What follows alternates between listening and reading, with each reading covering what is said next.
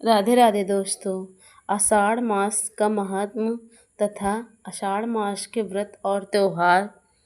Navy शौक तीर्थ से शरणमय ऋषि ने प्रश्न किया कि हे ऋषि, कृपा करके आषाढ़ मास का महत्व तथा कृत के विषय में कहिए।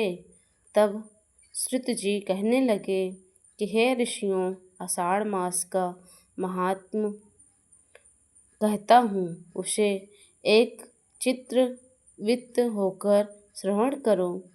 यह मास वर्षा काल का प्रारंभ होता है, जिससे अन्न आदि की वृद्धि होती है, अर्थात संसार में अन्न आदि की वृद्धि के लिए यश आदि श्रेष्ठ कार्य करने चाहिए,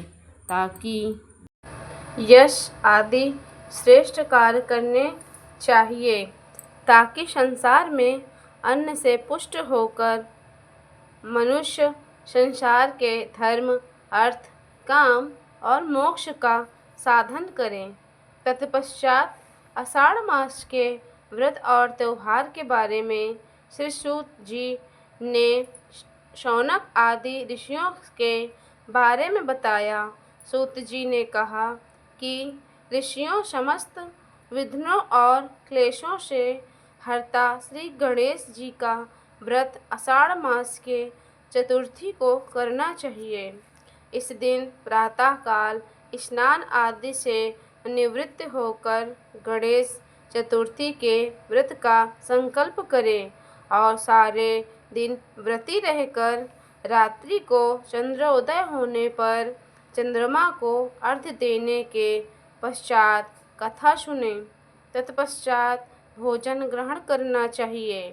इस व्रत को न करने पर राजा नल और दंपत्ति को अनेक दुख उठाने पड़े और फिर व्रत करते पर उनके दुखों और कष्टों का निवारण हुआ। अर्थात यह आषाढ़ मास में चतुर्थी का व्रत फलदायी और पुण्य प्रदान करने वाला है। इसे प्रत्येक मनुष्य को करना चाहिए।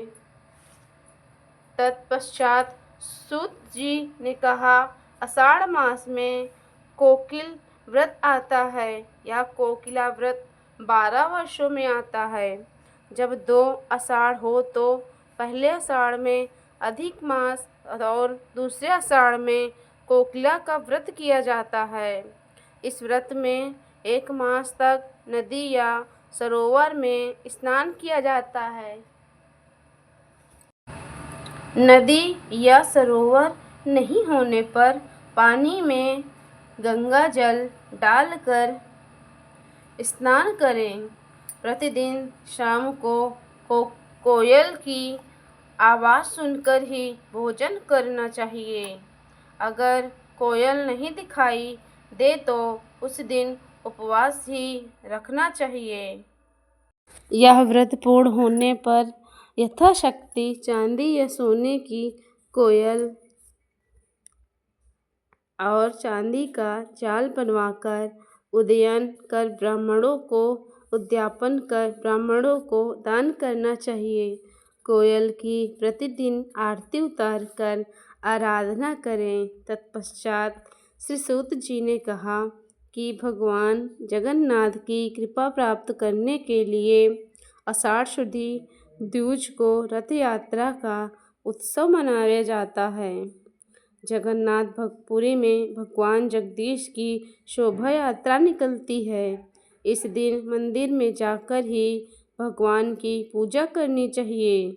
इस दिन व्रत रखने से शेषनाग रक्षा करते हैं और अंत में स्वर्ग प्राप्ति होती है। तत्पश्चात श्री सूत जी ने कहा, इसके अतिरिक्त दोनों पक्षों को एकादशी, कृष्ण पक्ष में योगिनी एकादशी और शुक्ल पक्ष में देवशयनी एकादशी, प्रदोष व्रत, स्कंद षष्ठी व्रत, व्यवसासन व्रत, महर्षि अग्नि व्रत, इंद्र पूजन, पावन पूजा, हरि पूजा, अंबिका व्रत, शिवशयन व्रत, वायुधारणी पूर्णिमा तथा व्यास पूर्णिमा, यह सारे व्रत और त्योहार आषाढ़ मास में आते हैं। इस प्रकार आषाढ़ मास के व्रत और त्योहार तथा महात्म श्री सूत जी ने शौनक आदि ऋषियों से कहा।